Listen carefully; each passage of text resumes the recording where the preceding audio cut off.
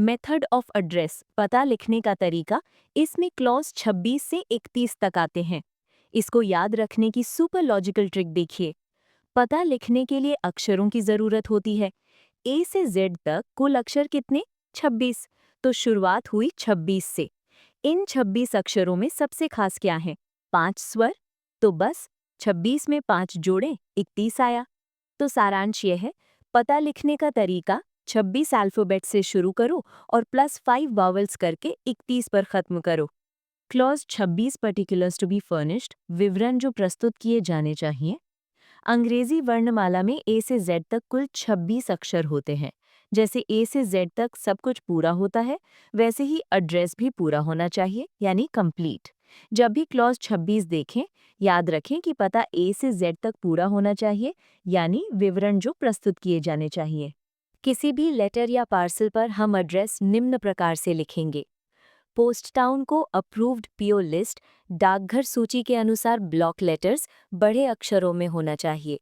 Post town को underline रेखांकित किया जाना चाहिए। पोस्ट टाउन का पिन कोड नीचे लिखा जाना चाहिए।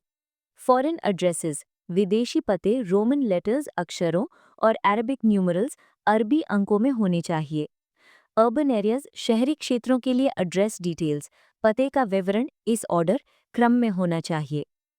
एड्रेसी, प्राप्तकर्ता का नाम, प्रोफेशन पेशा यदि कोई हो, हाउस नंबर घर संख्या और स्ट्रीट सड़क का नाम, लोकेलिटी मोहल्ला या क्षेत्र का नाम, पोस्ट बॉक्स नंबर यदि कोई हो, पोस्ट टाउन का नाम और पिन कोड, डिस्ट्रिक्ट जिला और स्टेट राज्य का नाम पिन कोड के साथ, और सबसे लास्ट में मोबाइल नंबर लिखेंगे। रूरल एरियाज, ग्रामीण क्षेत्रों के लिए एड्रेस डिटेल्स, पते का विवरण इस ऑर्डर क्रम में होना चाहिए। एड्रेसी, प्राप्तकर्ता का नाम, फादर पिता या हस्बैंड पति का नाम, प्रोफेशन पेशा यदि कोई हो, हाउस नंबर घर संख्या और स्ट्रीट गली का नाम यदि कोई हो, विलेज गांव का नाम और थाना फिरका होबली, डिलीवरी पोस्ट ऑफिस वितरण डाकघर का नाम और पिन कोड, तालुका या तहसील का नाम यदि पिन सही है तो आवश्यक नहीं, डिस्ट्रिक्ट जिला और स्टेट राज्य का नाम यदि पिन सही है तो आवश्यक नहीं, और सबसे लास्ट में मोबाइल नंबर लिखेंगे। तो अभी हमने देखा कि एड्रेस कैसे लिखते हैं। अब हम उनके उदाहरण देखते हैं ताकि आपको बिल्कुल अच्छे से समझ आ जाए। अर्बन एरिया, शहरी क्षेत्र का उदाहरण देखिए। राजेश कुमार, ये प्राप्तकर्ता का नाम हो गया। इंजीनियर, ये उनका पेशा यानी प्रोफेशन हो गया। 123 MG रोड, ये उनका मकान नंबर और सड़क का नाम हो गया। गांधीनगर, ये उनके मोहल्ले या क्षेत्र का नाम है। पोस्ट बॉक्स नंबर 456, यदि उनके पास पोस्ट बॉक्स है तो वो ये हो गया। न्यू दिल्ली 110001, ये पोस्ट टाउन का नाम और पिन कोड हो गया। जिला न्यू दिल्ली, राज्य दिल्ली 110001, ये जिला और राज्य का विवरण है। मोबाइल 9876543210, ये उनका मोबाइल नंबर हो गया। इस प्रकार हम शहरी एरिया का एड्रेस लिखेंगे। अब रूरल एरिया, ग्रामीण क्षेत्र का उदाहरण देखिए। सुरेश सिंह, ये प्राप्तकर्ता का नाम है। सन ऑफ यानी पुत्र रमेश सिंह, ये उनके पिता का नाम हो गया, जो गांव में पहचान के लिए जरूरी है। फार्मा किसान, ये उनका पेशा है। 78 मेन स्ट्रीट, ये घर संख्या और गली का नाम हो गया। विलेज रामपुर, थाना रामपुर, ये उनके गांव और पुलिस स्टेशन का नाम है। पोस्ट ऑफिस रामपुर 123456, ये वितरण डाकघर और पिन कोड हो गया। रामपुर, ये उनकी तहसील का नाम है। जिला रामपुर उत्तर प्रदेश, ये जिला और राज्य का नाम हो गया। मोबाइल 9876543210, और अंत में ये उनका मोबाइल नंबर है। तो आपने ध्यान दिया, ग्रामीण पते में पिता का नाम और गांव का विवरण बहुत महत्वपूर्ण है। इसे याद रखें। यदि एक जैसे पोस्ट टाउन हो और पिन दर्ज ना हो तो डिस्ट्रिक्ट यानी जिला जरूर लिखें। इसका मतलब है, अगर दो शहरों का नाम सेम है तो कंफ्यूजन से बचने के लिए जिला लिखना होगा। यदि पोस्ट टाउन और डिस्ट्रिक्ट यानी जिला एक जैसे हों तो स्टेट राज्य का नाम भी लिखें, ताकि पता चले कि ये किस राज्य का शहर है। वाया जैसे रूट इंस्ट्रक्शंस मार्ग संकेत अवॉइड करें, यानी ना दें। डाक किस रास्ते से जाएगी ये डाक विभाग तय करेगा, आपको लिखने की जरूरत नहीं है। सेंडर एड्रेस, भेजने वाले का पता लोअर लेफ्ट कॉर्नर नीचे बाईं ओर या लेख के पीछे लिखें। सेंडर का इंडिकेशन संकेत स्पष्ट रूप से देना है, यानी पते से पहले प्रेषक या फ्रॉम साफ-साफ लिखें। आर्टिकल की क्लास जैसे बुक, पैकेट, ब्लाइंड लिटरेचर सबसे ऊपर स्पष्ट लिखें, ताकि छांटने वाले को पता चले कि ये किस तरह की डाक है। बल्कि लेटर्स यानी भारी पत्रों पर लेटर या पत्र का संकेत लिखें, ताकि उसे पार्सल समझने की गलती ना हो। प्रेसिडेंट, पीएम, मिनिस्टर्स और हाई ऑफिसर्स को टूर यानी दौरे के दौरान भी डाक मिलती है। ऐसे आर्टिकल्स को पोस्ट टाउन नहीं, बल्कि उनके कैंप एड्रेस, कैंप पते पर भेजें, क्योंकि वे यात्रा में होते हैं, किसी एक शहर में नहीं। ऐसे ऑफिसर्स की लिस्ट, सूची पीओ गाइड पार्ट 1 के क्लॉज 206 में दी गई है। लिफाफे पर पता कैसे लिखें, इसके हम आपको सीधे डायग्राम पर लेकर चलते हैं। एड्रेसी का एड्रेस मतलब प्राप्तकर्ता का पता टॉप से यानी ऊपर से 40 मिलीमीटर छोड़कर लिखना चाहिए। इसके चारों ओर 10 मिलीमीटर का क्लियर स्पेस यानी खाली जगह होनी चाहिए। अगर विंडो एनवेलोप है तो एड्रेस पता विंडो के हिसाब से अलाइन मतलब सेट होना चाहिए। प्रेषक का पता और सेंडर का लोगो या नाम टॉप लेफ्ट ऊपर बाएं कोने में होना चाहिए। इसका मैक्सिमम साइज यानी अधिकतम आकार 25 बाई 50 मिलीमीटर हो सकता है। स्टैम्प या फ्रैंक इम्प्रेशन टॉप राइट ऊपर दाएं कोने में होनी चाहिए। ये 74 मिलीमीटर एरिया के भीतर होनी चाहिए। बारकोड सेक्शन बॉटम से यानी नीचे से 15 मिलीमीटर ऊपर होना चाहिए।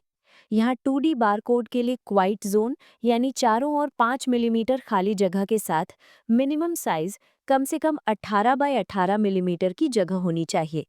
अगर विंडो बारकोड है तो ये 60 बाय 10 मिलीमीटर का होगा, जिसमें क्वाइट जोन शामिल है।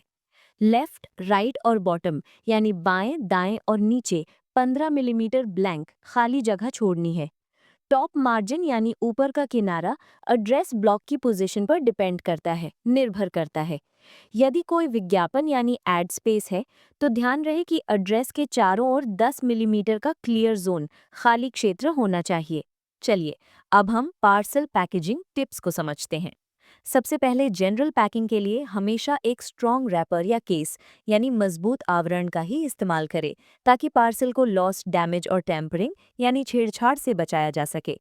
अगर आप क्लॉथ या वूल आइटम्स यानी कपड़े या ऊनी सामान भेज रहे हैं तो टिप ये है कि उसे पहले एक मजबूत इनर कवर में लपेटें और फिर उसके ऊपर मोटे कार्डबोर्ड या कपड़े का बाहरी कवर जरूर लगाएं। इसके अलावा जैसा आपका आइटम टाइप है, उसी वस्तु की प्रकृति के अनुसार वुडन या मजबूत कार्डबोर्ड केस का उपयोग करें। लाइव बीज यानी जीवित मधुमक्खियों के लिए टिप ये है कि उन्हें सेफ और सिक्योर बॉक्स में पैक करें, ताकि दूसरे आर्टिकल्स या स्टाफ को कोई इंजरी न हो। और लिक्विड्स यानी तरल पदार्थों के लिए सबसे ज़रूरी बात यह है कि हमेशा डबल रिसेप्टिकल यानी दोहरे पात्र का यूज़ करें। और लीकेज रोकने के लिए दोनों लेयर्स के बीच में लकड़ी का बुरादा यानी सॉडस्ट, ब्रैन मतलब चोकर या कोई अब्जॉर्बर यानी सोखने वाला पदार्थ भरना ना भूलें। दोस्तों, क्लॉज 27 बात करता है आर्मी और एयरफोर्स के मेल्स के बारे में। इसे रटना नहीं है, बस लॉजिक देखिए। नंबर 27 को तोड़ दीजिए। पहला नंबर है 2, मतलब हमारी 2 ताकतवर विंग्स, आर्मी और एयरफोर्स। दूसरा नंबर है 7, मतलब ये जवान हफ्ते के 7 दिन देश की रक्षा करते हैं। तो लॉजिक सिंपल है, 2 विंग्स 7 दिन ड्यूटी, बन गया clause 27। Mails for defence services personnel serving in army and air force, सेना और वायुसेना में सेवार्थ रक्षा सेवा कर्मियों के लिए मेल। सबसे पहले देखते हैं पर्टिकुलर्स टू बी फर्निश्ड यानी प्रस्तुत किए जाने वाले विवरण। इसमें आपको क्रम से नंबर, रैंक, नेम, यूनिट और पिन कोड जो कि 56 एपीओ या 99 एपीओ हो वो लिखना होता है। अब आते हैं एड्रेसिंग इंस्ट्रक्शन यानी पते से संबंधित निर्देशों पर।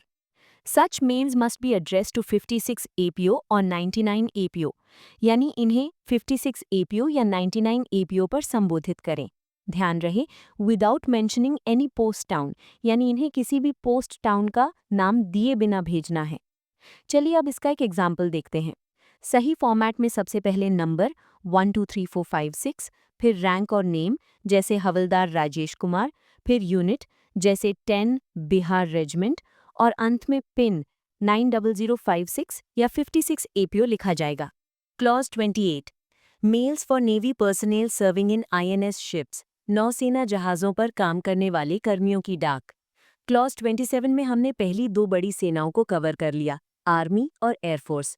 अब हमारे पास सिर्फ एक ही सेना बची है, नेवी यानी नौसेना।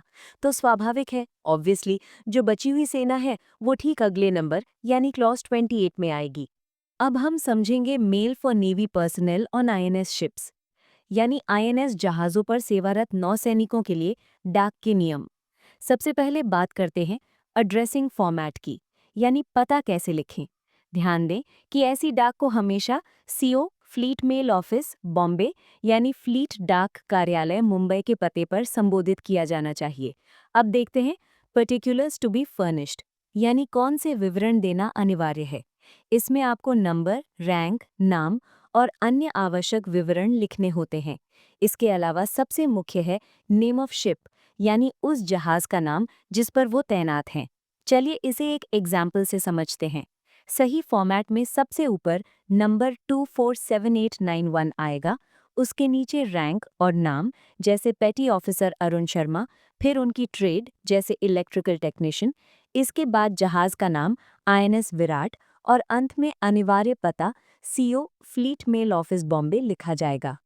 कृपया ध्यान दें, यहाँ दिखाया गया एड्रेस और डिटेल्स केवल उदाहरण यानी एग्जाम्पल के उद्देश्य से इस्तेमाल की गई हैं, ये वास्तविक नहीं है। क्लॉज 29 यानी इनडेफिनिट एड्रेस को याद करने की ट्रिक।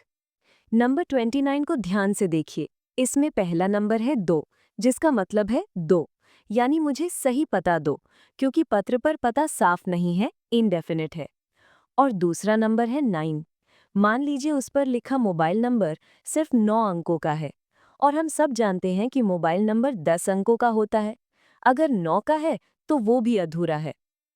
तो बस याद रखिए, जहां पता मांगना पड़े 2 और नंबर भी 9 अंकों का अधूरा हो, वही है क्लॉज 29 यानी अनिश्चित पते वाले लेख।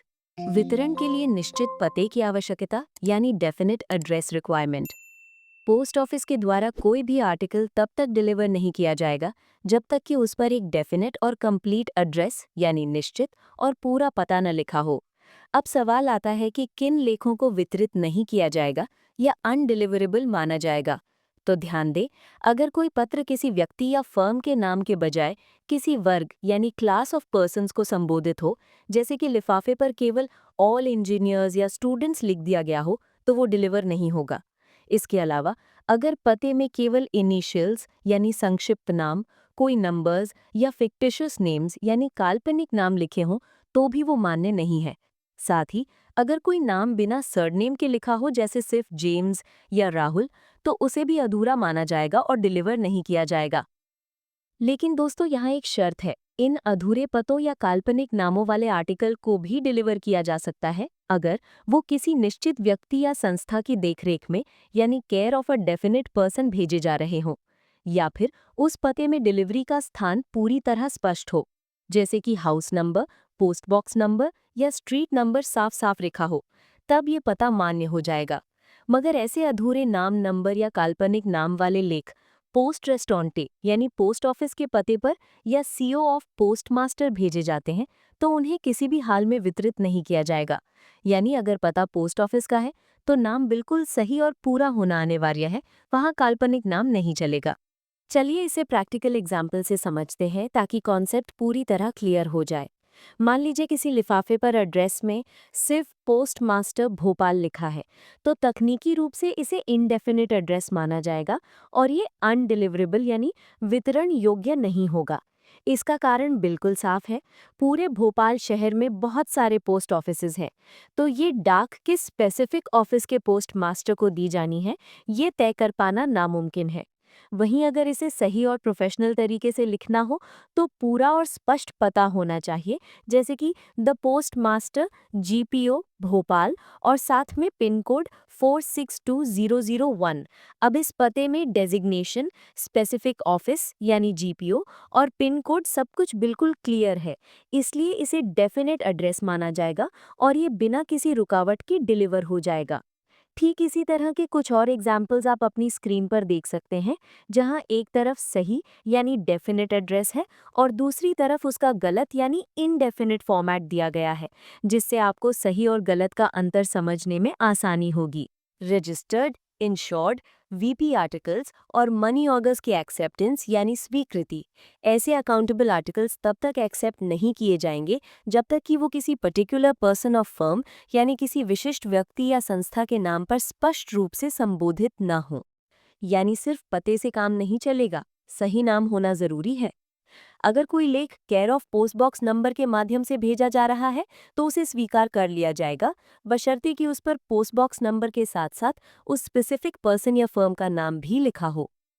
अगर गंतव्य पर पहुंचने के बाद ये पता चलता है कि एड्रेसी के नाम पर वहां कोई पोस्ट बॉक्स एग्जिस्ट ही नहीं करता, या फिर वो व्यक्ति अब उस पोस्ट बॉक्स का रेंटर यानी किराएदार नहीं रहा है, तो ऐसी स्थिति में वो लेख डिलीवर नहीं किया जाएगा, बल्कि उसे तुरंत रिटर्न टू सेंडर यानी प्रेषक को वापस लौटा दिया जाएगा। Clause 30, addition of sender's address, प्रेषक का पता जोड़ना। क्लॉज 30 को सीक्वेंस से याद रखें। क्लॉज 29 में पाने वाले का पता अधूरा था जिससे चिट्ठी खो सकती थी। इसी का सोल्यूशन है क्लॉज 30 यानी सेंडर्स एड्रेस जोड़ना, ताकि अगर लेटर डिलीवर ना हो तो वो वापस आपके पास आ जाए। प्रेषक का पूरा नाम और पता पिन कोड के साथ हमेशा बॉटम लेफ्ट कॉर्नर यानी निचले बाएं कोने में ही लिखा जाना चाहिए। यदि लेख या लिफाफा आकार में छोटा है और सामने जगह कम है तो प्रेषक का पता बैक साइड यानी लेख के पीछे भी लिखा जा सकता है। इस पते को लिखने का मुख्य पर्पस ये है कि अगर किसी कारणवश लेख डिलीवर ना हो सके तो उसे बिना खोले और बिना किसी देरी के वापस आपको लौटाया जा सके। ध्यान दें, ये रजिस्टर्ड लेटर्स, पार्सल्स और अनरजिस्टर्ड पार्सल्स के लिए विशेष रूप से अनिवार्य है। सेंडर की जानकारी न होने के कारण हर साल आरएलओ यानी रिटर्न लेटर ऑफिसेज में हजारों लेख डिस्ट्रॉय यानी नष्ट कर दिए जाते हैं। अंत में एक और नियम, अगर आप पैकेट पोस्ट से फोटोग्राफ्स भेज रहे हैं तो फोटो के पीछे भी प्रेषक का नाम और पता लिखना अनिवार्य है। Clause 31, intimation of address to correspondence abroad यानी विदेश में संवाददाताओं की पते की सूचना। इस नंबर 31 से याद रखिए साल का आखिरी दिन यानी 31 दिसंबर। 31 की रात यानी न्यू ईयर के मौके पर हम सबसे ज्यादा किसे याद करते हैं?